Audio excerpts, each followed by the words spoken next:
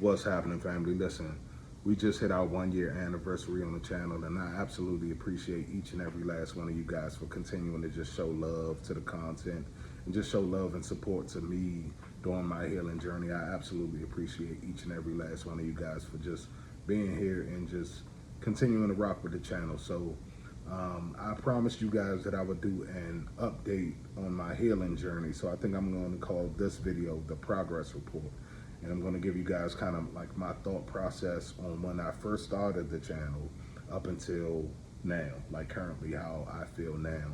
And I think it's an important video because I know a lot of you guys think that, you know, you will never get past what the narcissist did to you. And I think, like I said, one of the most valuable things that you'll get from this channel is things are happening for me in real time. So when I drop new content and I drop new videos, I'm giving you guys kind of like a step-by-step on what I have gone through in my own personal journey. And I'm hoping that you guys can see, you know, the level of growth and the level of maturity and the level of healing that I have gone through. And I hope it helps you guys to heal on your own in your own healing journey. So I found out about narcissism kind of, I'm not going to say early in the process, but I guess after my discard, I found out what narcissism was pretty quickly after the discard. And then by the time the first Hoover came around, I was pretty much well versed into the situation because I had done so much research and so much study, and just like I'm sure a lot of you guys have when you first learned what it was that you were dealing with. So like I said, this video is going to kind of go back to when I first started the channel and give you an update on how I feel about everything now. So when I first started the channel, I, of course, was extremely hurt because the discard happened and I was just coming out of having a baby with the narcissist. So, of course, I didn't realize that, number one, that there were people out here that would do that kind of thing, that would use a child to gain supply, that would use a child to trap you into a situation where they could keep gaining energy from you and all of that kind of stuff. I didn't even realize that that was a thing until going through it, you know what I'm saying, that kind of thing, number one. Number two, it hurt me a little more deeply because I grew up like that myself. I grew up doing a split household thing with my parents, having to go to my father's house on the weekends and having to go through my father's house during the summertime, that kind of thing.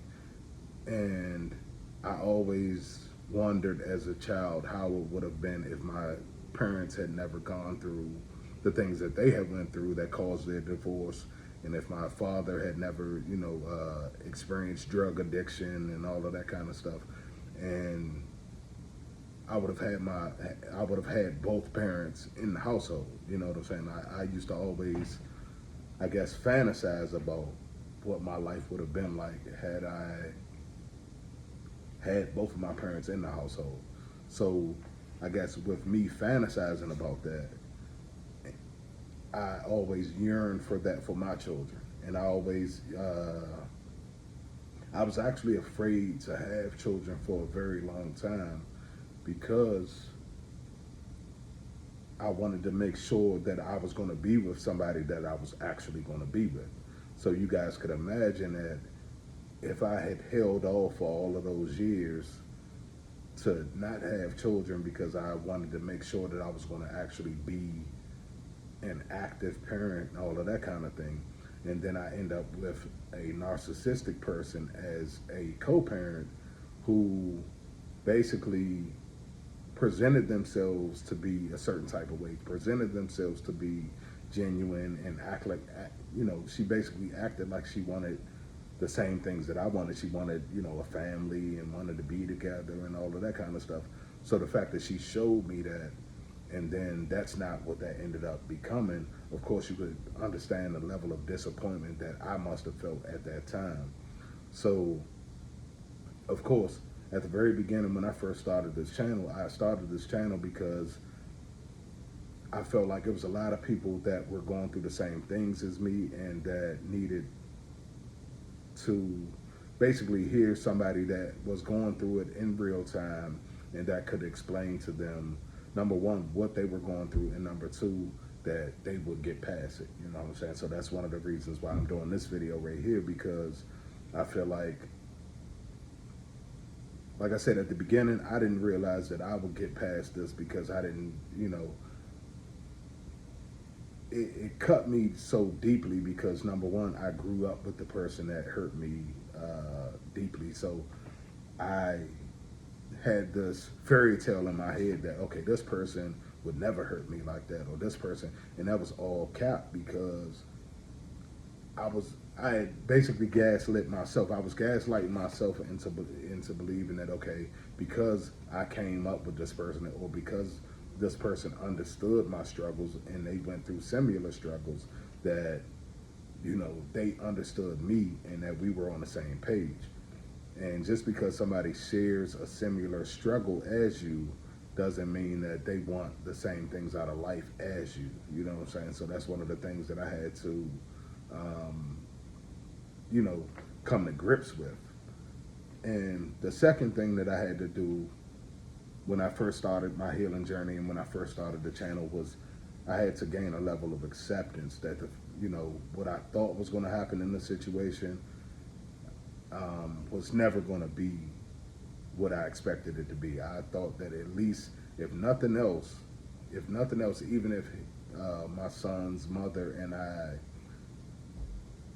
didn't stay together, I thought that we would still be great co-parents. I thought that we would still be, and I'm sure a lot of you guys know that narcissists don't co-parent. They counter-parent. They do everything against you to either hurt you or gain leverage over you, gain some type of control over you, that kind of thing. So, and you couldn't have told me when, you couldn't have told me at the very beginning that this person would be that malicious, you know what I'm saying? Because I never saw that side of them.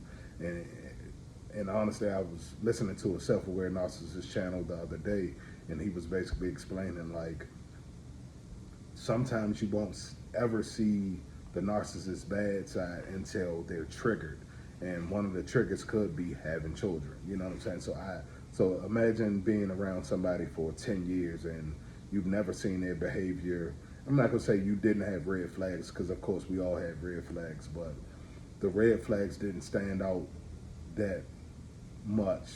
You know, hindsight is 20/20, so now we can sit back and we can look back and say, okay, yeah, this person was doing this to me, or this person did that to me, or whatever the case may be. But when you're in it and when you're in the middle of it, you don't know that this person is like that.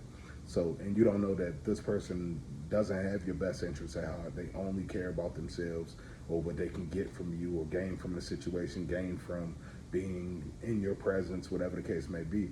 You don't realize that it's people out here that live like that. You know what I'm saying? You don't realize it's people out here that even think like that because you don't think like that. So, and that's another thing that I had to learn was, just because I wouldn't do certain things to certain people, that doesn't mean that those same people wouldn't do certain things to me. Our values were totally different. My value was being honest with a person and trying to grow a healthy relationship and trying to be good parents and all of that kind of stuff. And her value was her next fix, her next supply.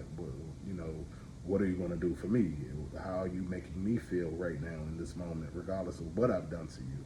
You know what I'm saying? So that was just kind of one of those things where I had to, it took me a while to, number one, like I said, when I first started the channel, it took me a while to understand that people existed like this.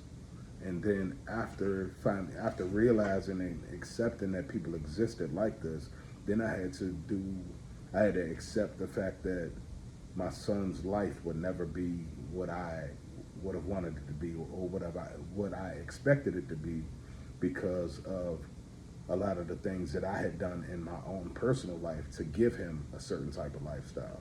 So let me give you a little bit of history on that. So when I was like 28 years old, I had decided, family was something that I wanted, and it was something that was extremely important to me. So me being that type of person, I went out of my way to buy a home, and I and not only just buy a home, just prepare myself for a wife, basically prepare myself for a family, prepare myself for children, that kind of thing. So I wanted to be a provider. So the first thing I did was I said, okay, I need to get my finances together, and I need to buy myself a home, somewhere that I can basically put a roof over my head and provide safety and security for my family. So when I was, I had set a goal for myself in my 20s. I was like, okay, I want to buy a house for myself when I'm in my 20s, and then that way I'm still young enough to find my wife, and then we're still young enough to have children, all of that kind of thing, and raise them in the house and all of that kind of stuff. Now, the thing about that was I didn't realize that a lot of that had to do with my own personal childhood, because I didn't come up with my father in the household. So me doing all of those things, I was doing it because I was under the impression that, okay, I'm going to break that cycle. I'm going to bring, when I have children, I'm going to be in the household. I'm going to be this, that, and the third. And what I didn't realize was that I was, number one, going to come across a woman who did not have those same values, even though she pretended to, even though she pretended to have those same values that I had, and wanted a family and wanted to be, under one roof and share that kind of thing. She pretended, and honestly, she did a very good job of that, because she honestly made me feel like we were on the same page up until the day she got pregnant. Now, the day she got pregnant, that's when I don't need no nigga, I don't need to be with you, I don't need, you know what I'm saying? So imagine somebody, that you're dealing with for years, and,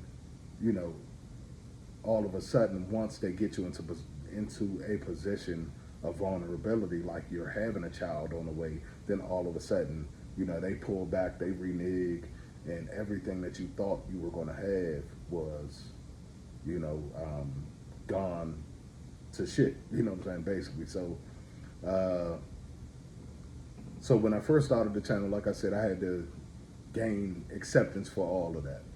Then I had to actually mourn, and I want you guys to listen to me carefully on this part, because I had to actually mourn what I thought would be, all of the hopes and all of the desires that I had from that situation, as far as us, being a healthy family, and her and I being a power couple, and all of those things, all of those fairy tales that I had made up in my own head about the situation, which honestly could have been, had I been dealing with a real person, had I been dealing with an actual soul, rather than somebody who was just there to gain supplies, rather than somebody who was just there to leech and mooch from the situation and just gain whatever it is that she could have gained from it. Because I'm looking at it from the standpoint of, like, I had already had the home, I had already had, the career, I had already had, the vehicles and all of that kind of stuff. I had already had pretty much everything that would provide stability. I'm not going to say I had the best of everything, but I've had enough to provide stability for any woman that would have came into my life at that time and wanted to be a teammate and wanted to actually have children and, grow and work on building a family and all of that kind of stuff. So I felt like I had everything that I needed at that time, except a woman, you know what I'm saying? So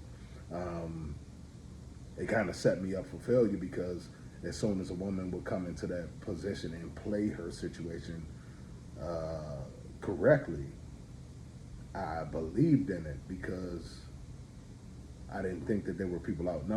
Like I said, I never really thought that there were people out here like that were so inauthentic to where they could play for years it's hard for me to play. It's hard for me to fake like I'm nice to people, or fake be friends with people that I don't, you know, that I either don't have anything in common with, or whether I don't have anything in common with them. If I really just don't feel your vibe, or if I don't like you or something like that, it's extremely hard for me to fake with somebody for 5 minutes. So imagine somebody being able to fake that they like you, or fake like they want to be with you on and all of that kind of stuff for 5 years, 10 years, that kind of thing. So that's kind of the one thing. And I thought that I had properly vetted the person that I had dealt with, because we had history and we had been dealing with each other for so long. Now, what I didn't realize is that as soon as now she was getting all the validation from me during that whole time, because I was always telling her, how pretty she was, or even if I wasn't doing that kind of thing, I would always allow her access into my life. So she would disappear for, a couple months, 2, 3 months, 6 months, 7 months, 8 months, a year, and then she would pop back into my life, and I would allow her to do it with no, without even putting up a whole big fight, because number one, we had history, and I wanted to believe in that history. I wanted to believe in that fairy tale of like, oh man, we grew up together. She would never do anything to hurt me, that kind of thing. Number one, and then number two, I guess I was not loving myself the way that I needed to love myself at that point, because I allowed somebody that was a user to just come and go, come and go, come and go in my life. And it's not something that you realize that you're doing, because you're so cool with the person, or you're so cool with the situation. So it's kind of like a double-edged sword, because you thinking you just allowing a person to be free and allowing them to like do their thing. You know what I'm saying? And the same way you like, okay, well, I want to do my thing, and I'm allowing them to do their thing.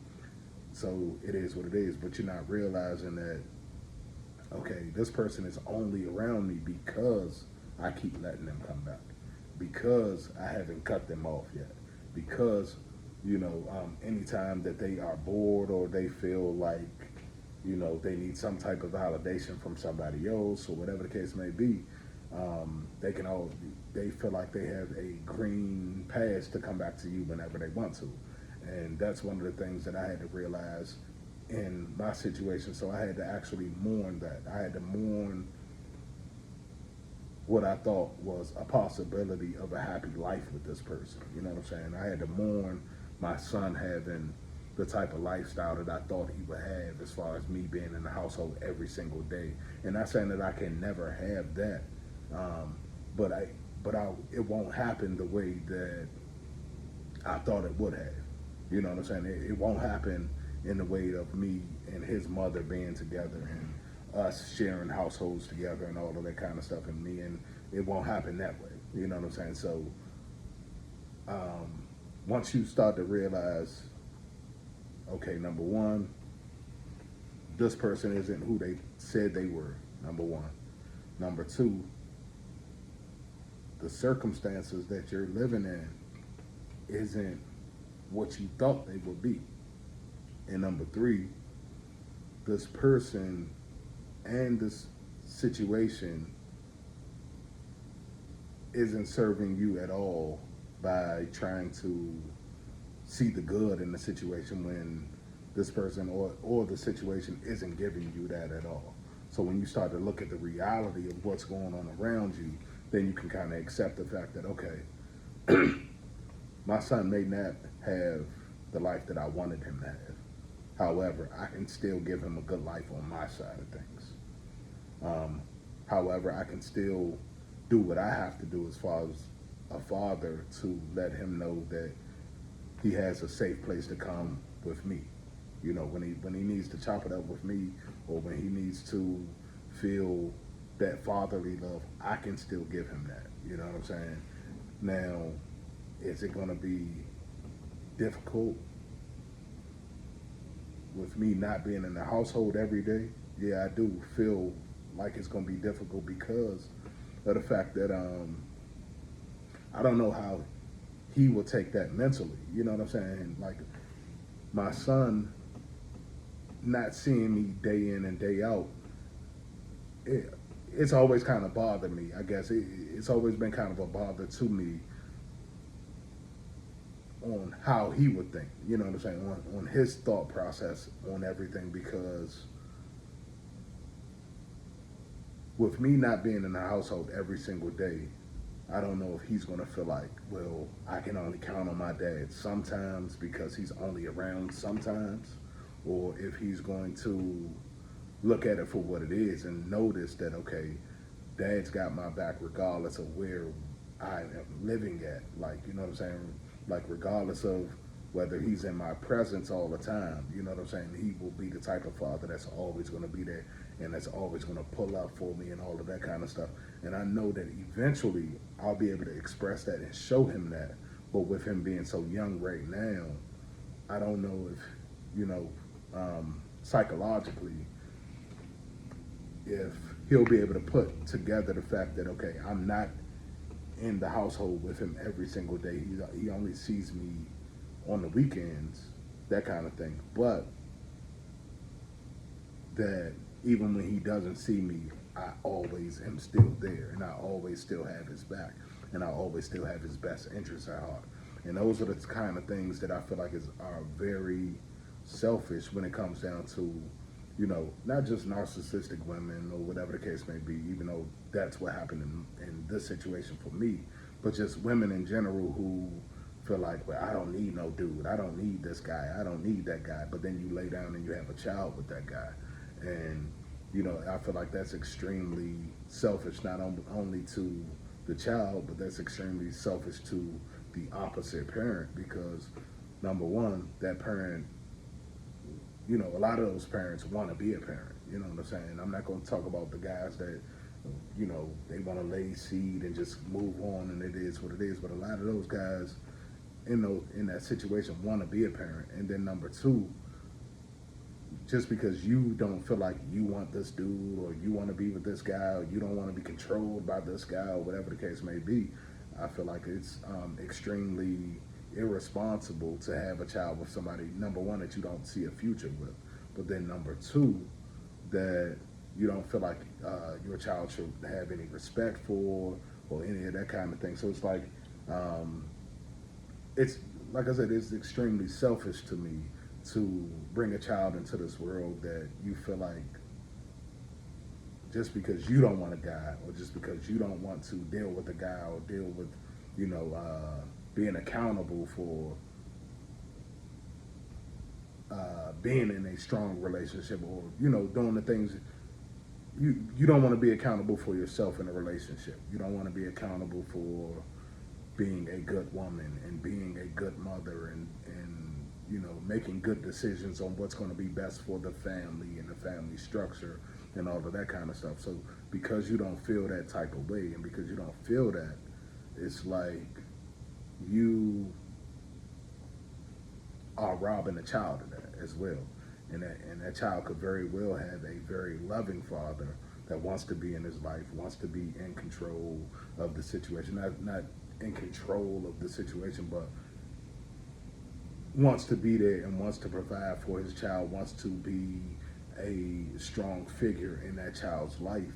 And then all of a sudden you, as a mother, because you don't have those same values, you feel like, well, you know what, I'm just going to have this child and then I'm not going to let that child see his opposite parent or any of that kind of stuff. Like that to me is completely selfish, and that to me is just completely like, it's just trifling, you know what I'm saying? It's trifling to bring a child into this world and try to run the other parent off just because that's not something that you value. That's not something that is in your value system.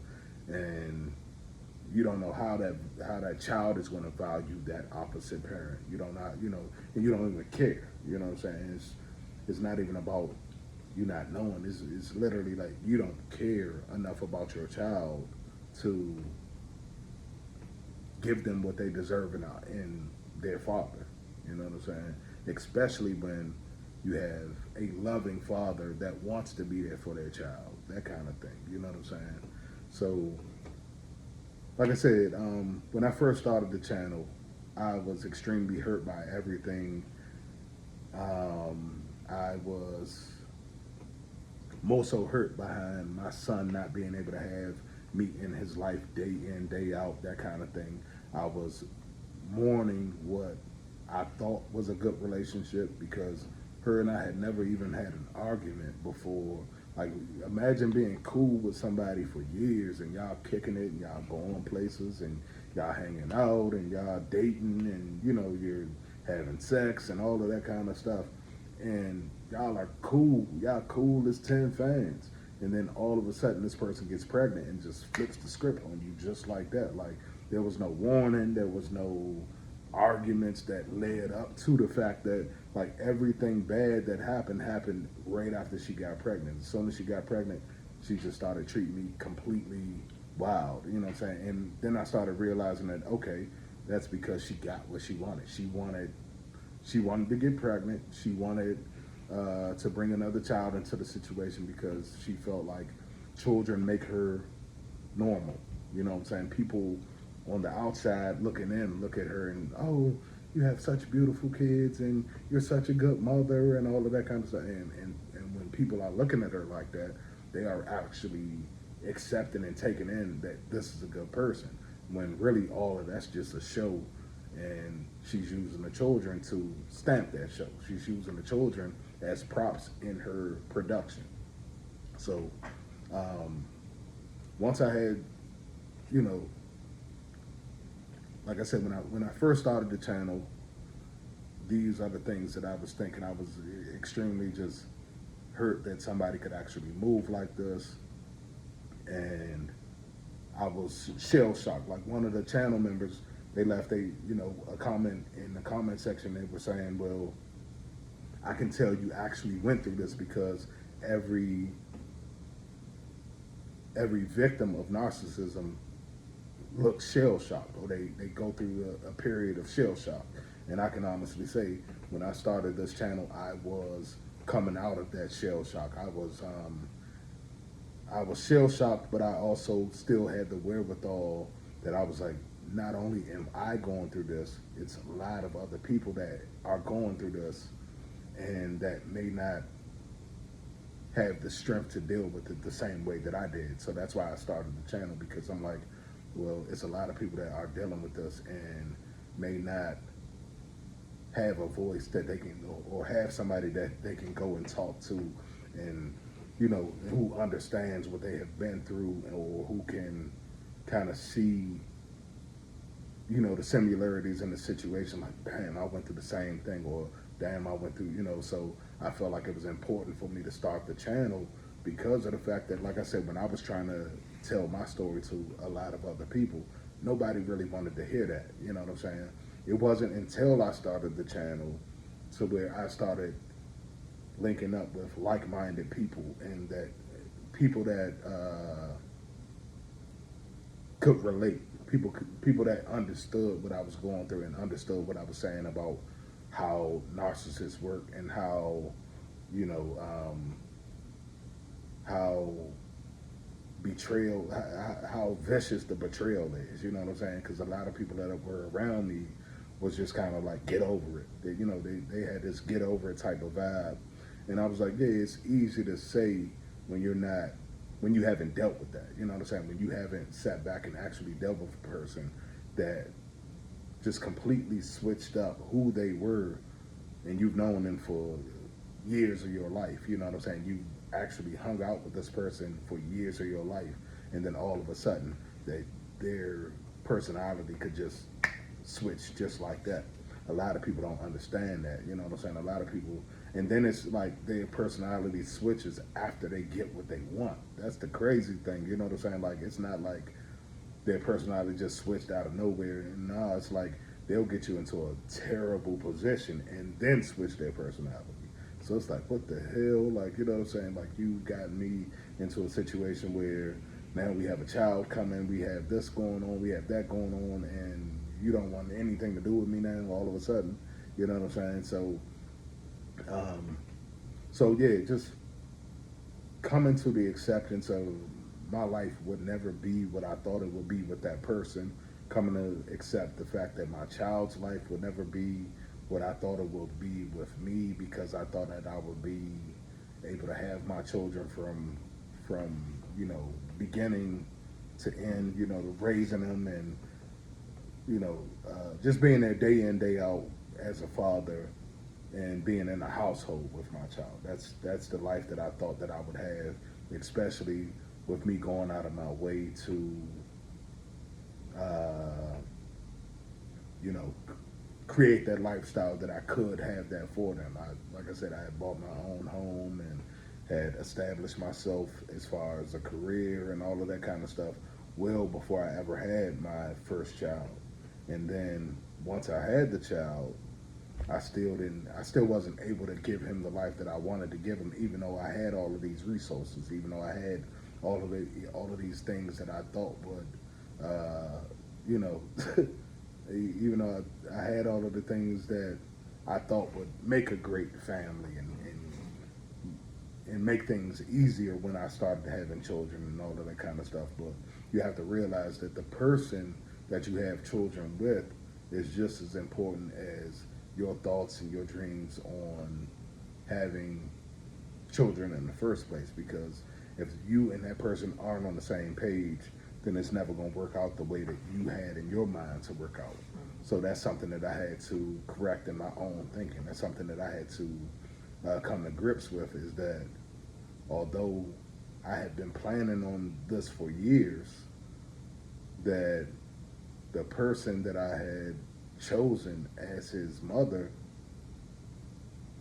never was on the same page as me. You know what I'm saying? They were never on, and most times narcissists is going to fake like they're on the same page as you, but they will never actually be on the same page as you, because they don't have a true self. They're operating under falsities. They're operating under a false self that, yeah, they can act like they're going to play their, they're going to play their position and all of that kind of stuff, but they're not going to do that. You know what I'm saying? So that's one of the things that I had to really accept in the situation. So going back to the very beginning, I really feel like when I first started this channel, I was completely just baffled that people actually move like this, number one. So I had to accept that. After accepting that, I had to accept that the life that I thought I would have with that person would never be. So I had to accept that. Then I had to accept the fact that this person who I thought that they were actually would never be that person.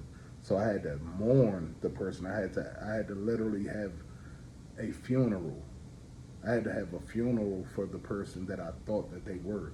And then that allowed me to start treating this person accordingly to who they actually are in this period. So it was hard for me to treat this person accordingly until I got over the fact of thinking that, okay, this person is going to change, or there's still hope for this person and that kind of thing. You can't have hope for the narcissist. Like, you can hope that they'll eventually change, but you can't sit around and think that this person is going to change for you or for your situation or even for your children, any of that kind of thing.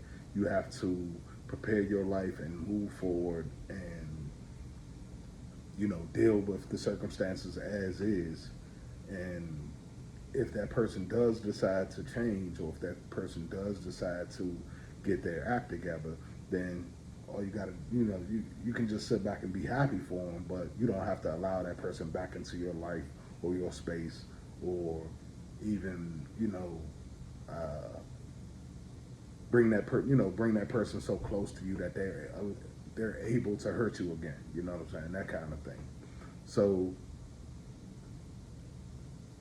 my healing update, my journey, my progress report is I'm in a much better space than I was this time last year.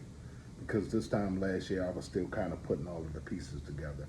I was still very shell shocked. I was still very I can't believe people move like this.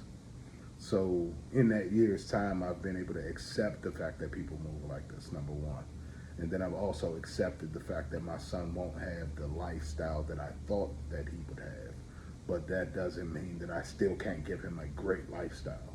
You know what I'm saying? So I've learned that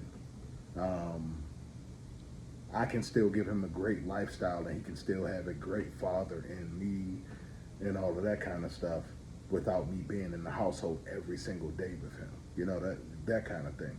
So I've had to, you know, it's been a journey, but I've had to accept the fact that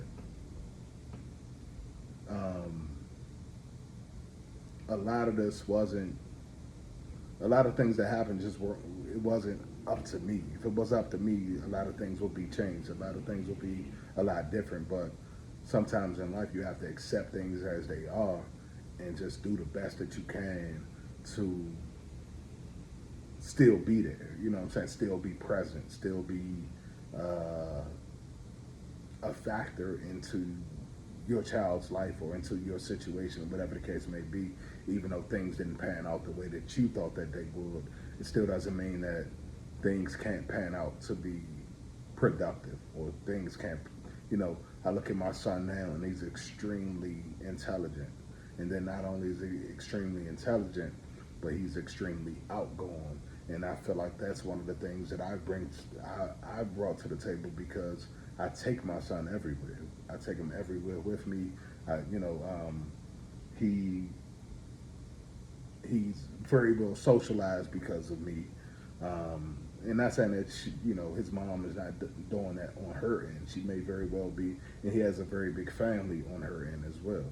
But when it comes down to me and my side of things, I feel like my influence on my son is still very well received because of the fact that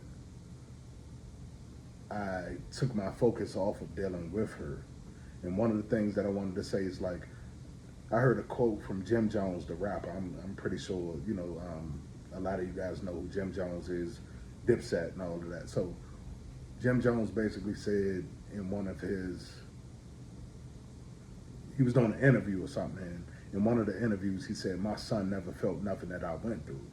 And I had to really think about that. And I'm like, damn, you know what I'm saying? That's real, because I'm living that. You know what I'm saying? My son has never known the pain that I've experienced. So even when the discard first happened, I didn't have time to sit around and really solve. When I had my son, I had to, like, my son is so active that I didn't have time to sit around and worry about what his mother was out there doing with other supply, or even, you know what I'm saying, like, I'm stuck with the baby on the weekends. Like, now I have the baby on the weekends while she has her weekends free, and she's back in somebody else's bed now, and she's hopping from this guy to this guy to this guy to this guy.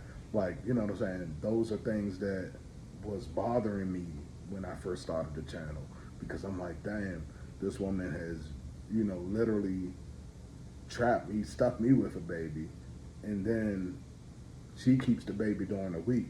She gives me the baby during the weekends, and now she's out hopping on her next, and,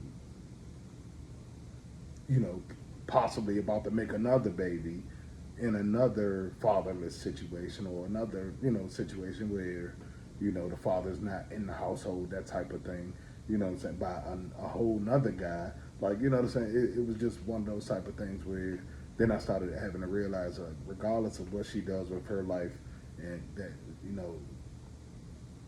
whatever she does with her life isn't going to necessarily affect the quality of what my life is on this side of things. I just have to be there for my child, be there for my son as much as I possibly can, show him that he's loved, supported, and regardless of what his mother decides to do on her end, I'm responsible for what I'm doing on my end. You know what I'm saying? And I'm responsible for how I am as a father. Now, whatever, person that she decides to be as a mother, that's on her. You know what I'm saying? But that's one of the things that I just wanted to tap in with y'all real quick and just give y'all an update on my healing journey. Was it hard at the very beginning? Yes. Have I been able to overcome a lot of the challenges? Yes. Am I still dealing with challenges from this situation? Yes. Um, it's still hard not knowing exactly what's going on with your child when you're not with them. You know what I'm saying? That's extremely hard. That's not an easy thing to deal with. It's hard to uh, not know what your son is feeling when you're not in his presence. You know what I'm saying? Like if he's thinking about you and wants to interact with you but can't. You know what I'm saying? And then it's hard to know whether your child is going to understand and accept that just because you're not physically there, that you're still there and that you're still present and that you will still do anything in your power to make sure that they have a good life regardless of whether they're in the household or not. Like those are the type of things that bother me still, but those are the type of things that I've had to face and that I've had to deal with. And I feel like, in me facing those things and in me dealing with them, it's part of the healing journey. It's part of me, getting over the fact of, whatever I thought that I was going to have with her or whatever I thought that we were going to have as a family together is not going to ever be what it is. But I've learned to accept the fact that although that will never be what I thought it would be, or what it should have been, or any of that kind of stuff, is that I can still have a good life and my son can still have a good life. So I hope this helps some of you guys that feel like, you will never get past this. I hope you guys see the growth from when I first started the channel up until now.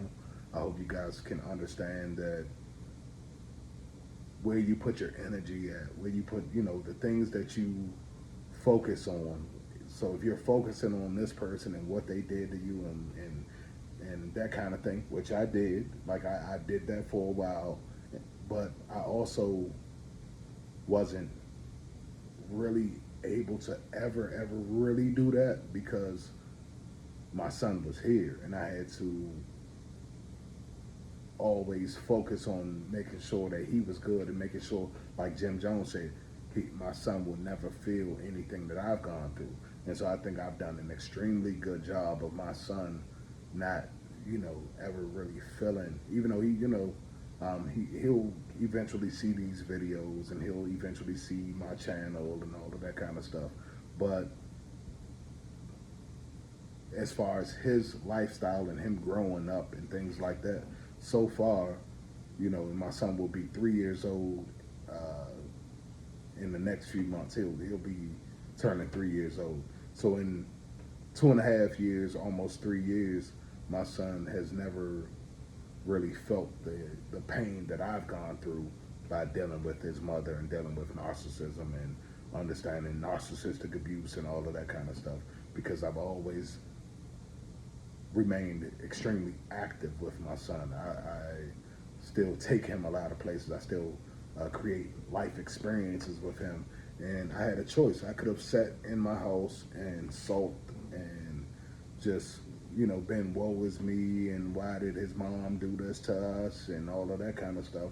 Or I could man up and accept the fact that she did what she did, accept the fact that she is jumping from guy to guy to guy to guy to guy out here, and accept the fact that she's searching for her own happiness, and still give my son the life that he deserves.